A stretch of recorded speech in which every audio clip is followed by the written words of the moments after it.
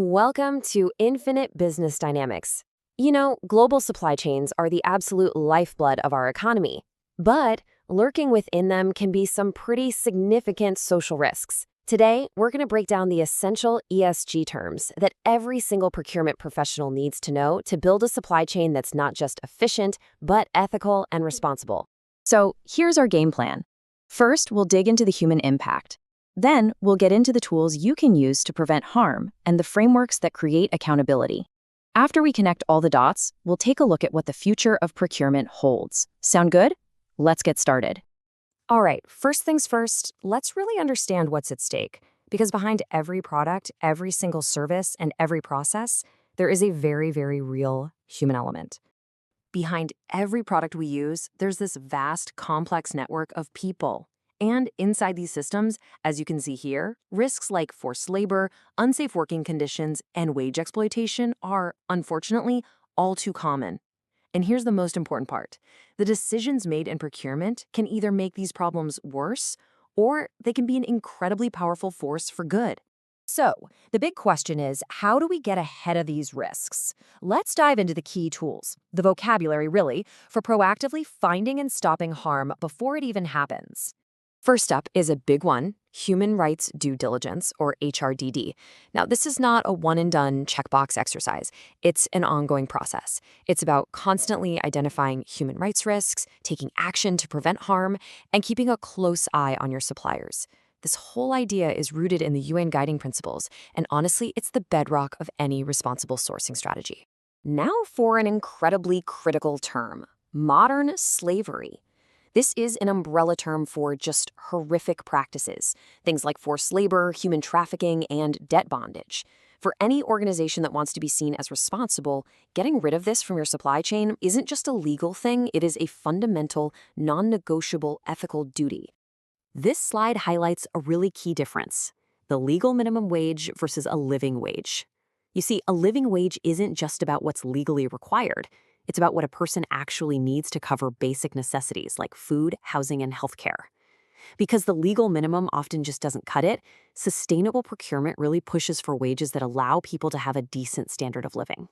You know, a lot of companies only pay attention to their direct or tier 1 suppliers, but the truth is, the biggest risks are often hiding deeper down in the supply chain, with the suppliers of your suppliers.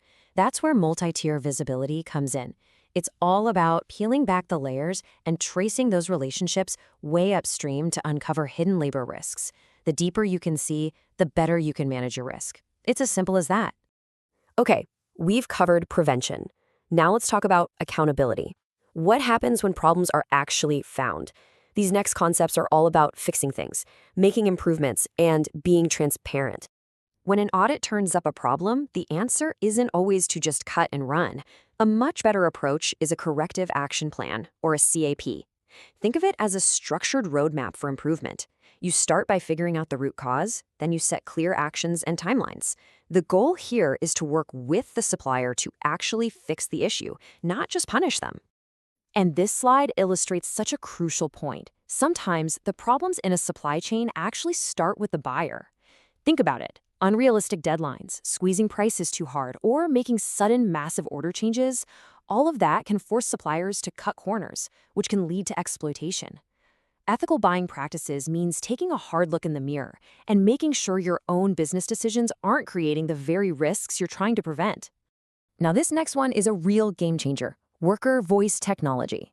These are digital platforms that give workers a direct and, importantly, an anonymous way to report issues, things like safety concerns or harassment, right from their phones without any fear of getting in trouble. For companies, it's like getting a real-time, unfiltered look at what conditions are actually like on the ground. Let's also talk about supplier diversity. This is all about intentionally creating opportunities for businesses owned by underrepresented groups. And it's not just about doing good. Including a diverse range of suppliers can also make your supply chain more resilient and way more innovative. It's a win-win. Okay, we've just covered a whole bunch of individual terms. So now let's connect all of them together into a single, powerful strategic framework so you can see how they all work in concert. This matrix just ties everything together perfectly. On one axis, you have proactive versus reactive tools. On the other, you have actions that are driven by the buyer versus those driven by the worker. So, for example, human rights due diligence is proactive and buyer-driven, but something like worker voice technology is reactive and worker-driven. A really strong strategy needs a healthy mix from all four of these quadrants. This brings us to our final section. Let's look at how all of this is leading to a massive, fundamental transformation of the procurement profession itself. Procurement is evolving, there's no doubt about it. It's shifting away from being a function that's only focused on cost, and it's becoming a guardian of responsible supply chains. The future is all about human rights, transparency, and worker empowerment. It's no longer just about creating economic value. It's about creating social value, too. So, if there's one key takeaway from all this, it's this. Responsible supply chains begin with informed procurement decisions. Really understanding this vocabulary is the absolute essential first step for any professional who wants to build a more ethical and sustainable way of doing business. Thanks for joining us today. For more insights on procurement, strategy, and ESG, make sure you subscribe to Infinite Business Dynamics. We'll see you next time. Learning reinforcement.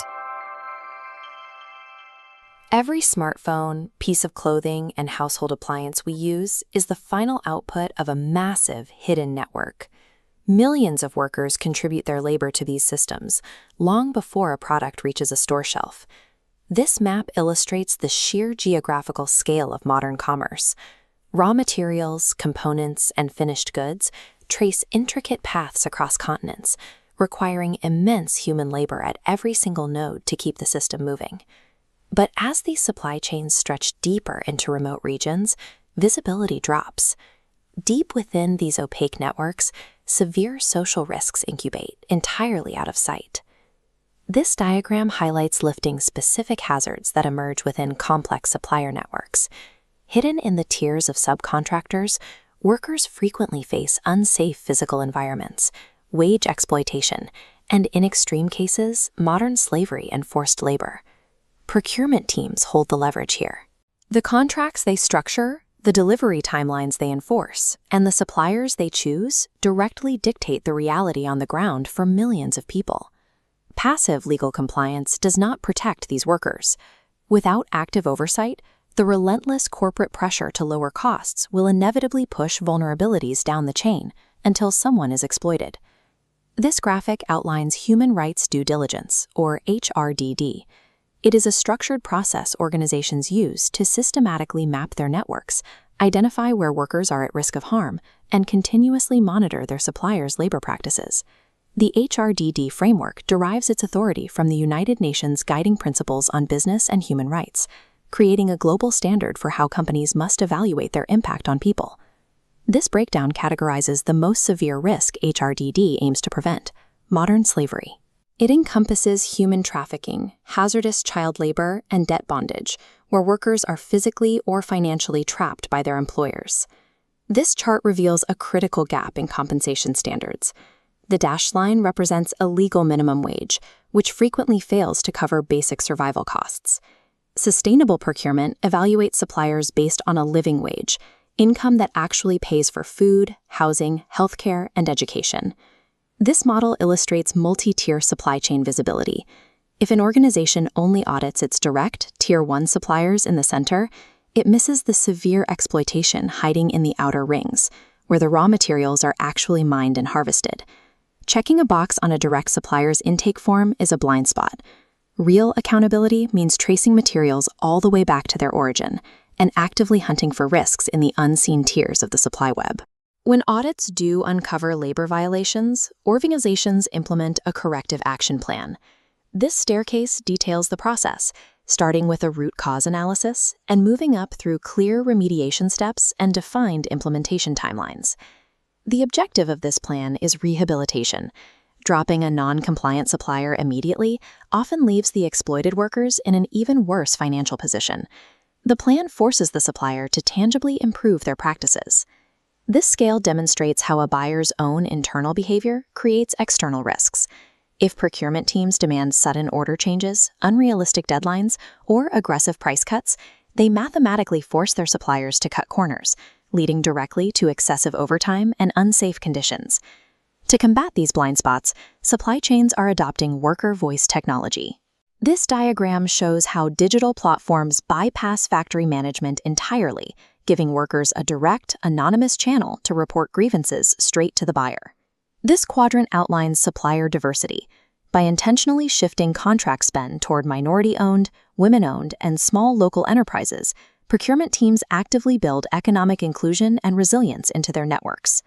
Building an ethical supply chain requires looking inward at corporate purchasing habits just as much as monitoring factory floors. It relies heavily on giving the most vulnerable workers the power to speak up safely. This matrix pulls all of the concepts covered so far into a single framework, showing how these individual components lock together to function as the mechanical engine of a responsible supply chain. Looking at the top row, we see the proactive systems. Human Rights Due Diligence and multi-tier visibility act as the buyer-driven radar, while Supplier Diversity builds structural resilience from the worker-driven side. The bottom row holds the reactive tools. When problems inevitably occur on the ground, corrective action plans provide the buyer's systematic response, and worker voice technology empowers the employees to flag those issues in real time. This graphic captures an important shift in the profession. Procurement is evolving from a traditional back-office cost-cutting center into the active guardian of human rights for the entire corporation. This final summary highlights the dual value of this work. By applying social ESG principles, professionals execute ethical sourcing strategies that protect vulnerable people and secure the long-term viability of the business itself. A supply chain free of exploitation does not form naturally. It is deliberately engineered, contract by contract, through informed and responsible commerce.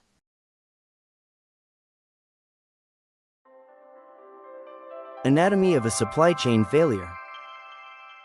Pick up your smartphone, check the tag on your shirt, or look at the appliances in your kitchen. Behind every single one of these items is a sprawling, often invisible network of millions of workers spanning multiple continents. For decades, global brands operated under a convenient assumption. If a third-party supplier owned the factory and paid the workers, the brand buying the products was neither legally nor morally responsible for what happened inside those walls. Geographic distance and complex contracts can easily obscure severe social risks like forced labor, unsafe conditions, and wage exploitation, but they do not make those risks disappear. The modern standards for ethical procurement and environmental, social, and governance, or ESG, practices emerged from a necessity for oversight. To understand why they exist today, we have to look closely at the exact moments the old system completely broke down. A series of high-profile, systemic failures effectively dismantled the old model of outsourced liability, forcing a total reorganization of how global brands manage their suppliers. In the 1990s, Nike built massive global scale by outsourcing the vast majority of its manufacturing to independent factories across Southeast Asia. Soon, journalists and non-governmental organizations started looking inside those facilities. They documented workers facing forced, excessive overtime, highly unsafe working environments, and wages far below what was needed to survive. Nike's initial response relied on the old logic. They argued they didn't own the factories and therefore couldn't dictate the labor conditions. The global media, student groups, and consumers immediately rejected that defense, creating a massive reputational crisis that threatened the entire brand. To survive the backlash, the company had to invent new mechanisms for oversight. They introduced comprehensive supplier codes of conduct and rolled out some of the first widespread factory audit programs to check on worker welfare. You can outsource physical labor, but the brand whose logo sits on the product is ultimately held responsible for the entire manufacturing network. In the early 2010s, Apple was dealing with massive product launches, requiring contract manufacturers to assemble millions of units in incredibly tight windows. This demand placed extreme operational pressure on massive contract manufacturers like Foxconn to keep up with the global appetite for new devices. To meet those production quotas, the facilities implemented grueling working hours. Workers lived in highly crowded dormitories under strict production pressure. Eventually, a highly publicized and tragic series of worker suicides brought global scrutiny directly to the electronic supply chain. Apple responded with Human Rights Due Diligence, or HRDD, to actively identify risks, prevent harm, and monitor supplier practices. Under this framework, Apple enforced strict working hour limits, required suppliers to reimburse unfair recruitment fees, and published detailed compliance reports. Commercial decisions, like unrealistic delivery deadlines and excessive price pressure, can directly cause labor exploitation. Ethical procurement requires buyers to balance their commercial ambitions with the physical limits of the human beings doing the work.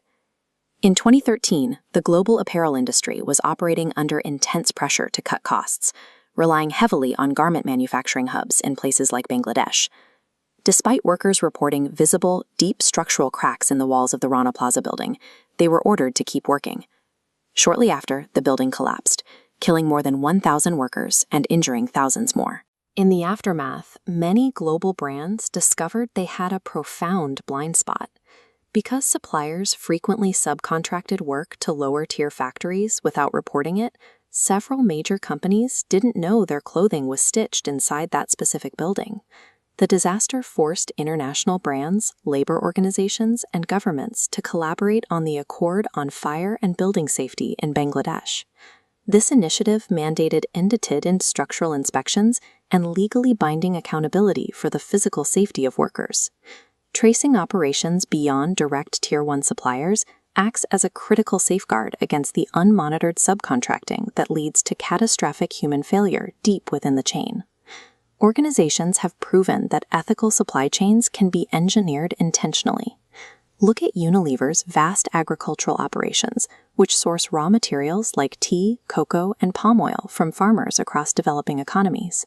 These agricultural sectors have historically been plagued by deeply entrenched systemic low wages and highly unstable labor conditions for the farmers at the very bottom of the chain. Long before a public crisis forced their hand, Unilever launched the Sustainable Living Plan. This strategy established strict supplier standards for labor rights and working conditions proactively. Their procurement teams went beyond basic audits. They implemented wage benchmarking to ensure workers earned a living wage, an income sufficient to cover basic needs like food, housing, and healthcare, and funded extensive farmer training programs to improve long-term income stability. Embedding social ESG into the design of a supply chain builds long-term economic resilience and protects workers before a crisis can occur. This graphic shows procurement's evolution into a protective role where teams act as primary guardians of global human rights. Every procurement decision, from setting a deadline to negotiating a price, either amplifies the risk of labor exploitation or actively helps to eliminate it. To learn how to build ethical, transparent, and sustainable sourcing strategies, subscribe to Infinite Business Dynamics. Reinforcement of learning. You know, social ESG isn't just a bunch of theories in a textbook. It's really forged in the real world, and a lot of the time, it's born out of a crisis. So today, we're going to look at some of the landmark cases that really defined corporate responsibility and completely shaped the global supply chains we see all around us. All right, so here's our game plan. We're going to dive into 4 huge moments. First, a crisis of conscience over a Nike, then the intense scrutiny that Apple faced. We'll also cover a tragedy that laid bare some deep systemic flaws. And finally, look at a proactive approach from Unilever. Every one of these stories has a crucial lesson for us. Okay, first things first, let's build that bridge from all the theory to the messy reality of how global supply chains actually work. Think about it. Terms like due diligence are just words on a page until you see them in action. The real lessons, the ones that stick, they come from watching these ideas either succeed or sometimes fail, and fail spectacularly. These are the moments that truly show us what's at stake for leaders today. So, let's kick things off by rewinding to the 1990s with Nike. I mean, the company had built this massive global empire on the back of outsourced manufacturing. But just under the surface of all that success, a risk was brewing, and it was about to explode into a massive, full-blown crisis. So what happened was, journalists and activists started to pull back the curtain on what was really going on inside Nike's supplier factories. And all the red flags were there. Absolutely grueling overtime, really unsafe conditions, and just rock-bottom wages. And to make it all worse, workers had basically no way to speak up or complain.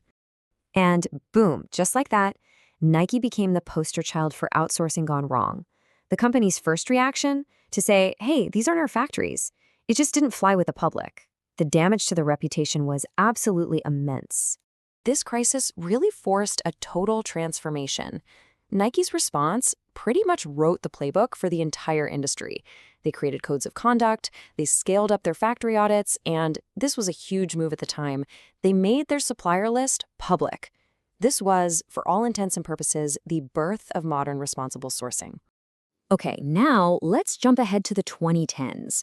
The hard-learned lessons from Nike were about to get a serious test in a whole new field, the incredibly high-stakes, high-pressure world of electronics, with Apple right at the center of it all. So Apple's supply chain, especially with its huge manufacturing partners like Foxconn, came under this intense microscope. The pressure to hit those launch deadlines for things like the new iPhone led to stories of unbelievably long work hours and just immense stress on the workers. And the whole situation got this tragic worldwide attention after a string of worker suicides. And this is exactly why having a systematic approach is so critical. The crisis at Apple really highlighted the urgent need for what we now call human rights due diligence. It's a proactive system that's designed not just to react when something goes wrong, but to actually prevent harm from happening in the first place. Apple's response was to build one of the most rigorous supply chain monitoring programs in the world. They didn't just expand audits, no. They enforced super strict limits on working hours and took the huge step of forcing their suppliers to pay back recruitment fees to migrant workers who had been exploited. Our next case, well, it's one of the most heartbreaking and impactful events in the history of supply chain management. In 2013, the Rana Plaza factory collapsed in Bangladesh, and it revealed the absolutely devastating human costs of a broken system. The building had visible structural cracks that people knew about, and yet workers were ordered to go inside. When it finally collapsed, over 1,100 people lost their lives. The tragedy uncovered a terrifying reality. A lot of major brands had no idea their clothes were even being made in such an unsafe building because of unauthorized subcontracting. This right here was a catastrophic failure of something called multi-tier visibility. The real danger wasn't with the main suppliers that brands were working with directly. No, it was hidden, buried layers deep in the supply chain. The consequences of that kind of blindness were just devastating. The response that followed was unlike anything anyone had ever seen before. Competitors, governments, unions, they all joined forces to create the Accord on Fire and Building Safety. And this wasn't some friendly suggestion. It was a legally binding agreement that mandated independent inspections and safety upgrades, holding brands accountable in a totally new way. So, we've looked at these crises that literally forced companies to change. Now, let's shift gears a bit and look at a company that has tried to get out ahead of the curve. Unilever represents a much more proactive approach, really trying to use its purchasing power as a force for good. What's so interesting about Unilever's strategy is that it shows how procurement can be used for offense, not just defense. Instead of only trying to avoid risk, they decided to use their massive buying power to actually create positive change, championing a true living wage that goes way beyond the legal minimum. And they didn't just talk about it. They put this idea into practice with real, concrete actions. They embedded social standards directly into their supplier contracts. They backed projects to figure out what a real living wage actually looked like in different parts of the world. And they invested in training for farmers to help make their incomes more stable. So after walking through these incredibly pivotal moments, what are the big lessons for leaders today? Let's try and boil down the key takeaways from each of these stories. It's like each case gives us a vital piece of the puzzle, right? Nike teaches us that, hey, reputational risk is a huge driver for reform. Apple proves that when things get complex, you need a really robust system. Rana Plaza is that tragic reminder that being blind to your supply chain can be fatal. And Unilever? It shows us that procurement can actually be a force for good. Ultimately, what all these stories show us is that real leadership in this space isn't about being perfect from day one, not at all. It's an evolution. It so often begins with a crisis, which then forces reform, and over time it grows into a deep, long-term commitment to just doing business the right way.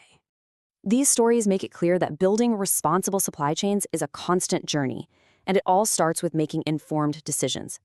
If you want to keep exploring insights on procurement, strategy, and governance just like this, make sure to subscribe to Infinite Business Dynamics. Thanks so much for joining us.